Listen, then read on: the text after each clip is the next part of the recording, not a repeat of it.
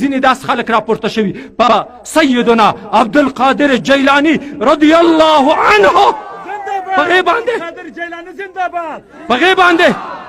دغې په ذات اقدس باندې اعتراضات کوي او خوله د توان اوږدوي د ایمان نه به ووځې اوس په کتاب در باندې ثابتوم فتاوای حدیثیه په 2 مجلد کې په 434 صفحه کې وایي دې ته لږ غوږ ونیسئ نوره خبره خلاصه ده هغه دا ده یو ابن سقا دا لوی مناظر و عالم و بل ابو سعید الشافعي في زمانه لکه امام شافعي صاحب دا سالم و دا ابو سعید آسانه درته وایم ابو سعید او ابن سقا وی موږ په هغه باندې ګرځېدو په بزرګانو باندې به ګرځېدلو هر بزرګ ته به ورتلو وی په بغداد کې یو بزرګ و غوث یو به ورک شه ورک به بیا به را پیدا شه وی ابو سعید وای ما ابن سقا ته چې راځه چې دی ورته چې ورشو چې مخې ته عبدالقادر جیلانی رحمت الله تعالی علیه مخې ته راغی وی موږ ورته وویل چې جناب موږ یو بزرګ ته ورڅو په بغداد کې د غوث په نامه دی را سره ځې وی او ځم در سره چې روان شول اوس څه وایي ابن سقا وایي زه به د دې بزرګ نه پوښتنه وکوم چې دا بزرګ دی که نه دی العیاذ بالله بزرگان امتحانول د ایمان نه وتل دي وی چې زه امتحانوم پوښتنه ترې کوم چې دا بزرګ دی که نه دی ابو سعید څه وایي زه پیسې ته غواړم پیسو ته مې ډېر زړه شوی عبدالقادر جیلاني ته وایي ته څه ته ځې وی نرجو برکت رؤیته فقط ورځم چې مخ مبارک یې وګورم دې بزرګ مخ وګورم چې کله ورغلل چې کېناستل اولیاء ته الله کشف کوي ما دا یو بیان کړی و وهابي راته لیکلي وی دا لوی مشرک دی ما وی ځه هلته به بیا سره معلومه کړو هلته به معلومه شي چې مشرکین څوک دي نو هلته چې کله ورغلل ابن سقا ته څه وایي وګوره بزرګ ته غوث ورته وایي ابن سقا دغه د سوال او دغه د جواب انی لارا نار الکفر تلتهب فیک ورته وایي دا د سوال ورته ویلی نه دی وی دا د سوال دا د جواب زه د کفر لمبې په تا کې وینم چې بلیږي گفته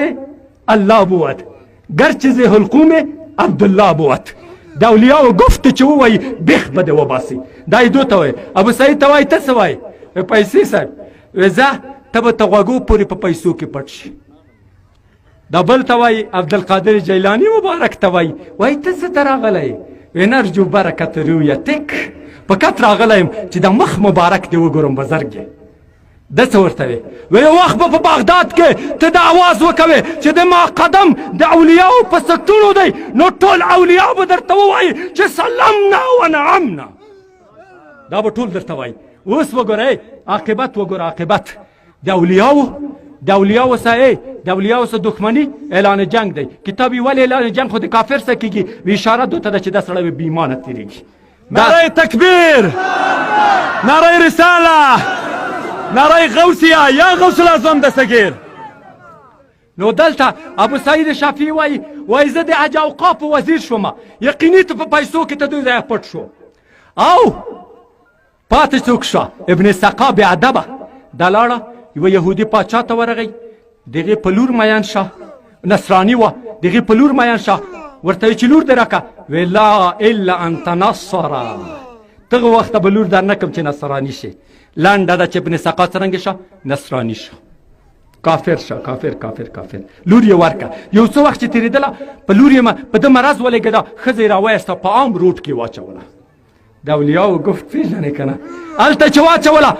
ابو سعید شافعي زه پرې راغلم ما ملګری وه د ځان کدن حالت کې وه ما یې مخ قبلې ته سیخوله بېرته یې د قبلې نه مخ اوښته د اولیاو ګستاخانو که په قبر کې هم قبلې ته مخ شي بېرته به م رب د کائناتو د قبلې نه مخ واړوي بیا به یې مخ واوښته څه ته وایي بیا یې چې واړوم بیا یې مخ څه راته وایي چې پرېمږده دعني اصابتني دعوة غوث ما ته دغه غوث خیرې لګېدلې د اولیاو گفت ویلی یم دغسې زه ورته ولاړ وم چې د کفر په حالت کې دمه ترې وختی قبلې نه مخ اړولی وم استغفر الله تاسو وګورئ دا چې دا څوک د اولیاو او عبدالقادر جیلاني پاتې شه هغه وایي یو وخت په بغداد کې اواز کا قدم د ما په قدم دی سټونو د اولیاو دی اولیا ورته جګ شه بل علی رؤوسنا تا قدم د موږ په سر دی په سر ودې کتل د عبدالقادر جیلانی په حق کې لږ ګزاره کوه قسم په خدای چې د ایمان نه به ووځې نو لنډه خبره ده خبره خلاصه درته ذکر کوم دې نظام شکریه ادا کوي یو دوم میلاد پرېنږدئ ګوره بچیانو ته وصیت وکئ بچیانو ته وصیت وکئ چې بیا میلاد پرېنږدئ او د ما دا یقین دی رسول الله چا احسان کړی وي ما ټولې بدلې ورکړي الا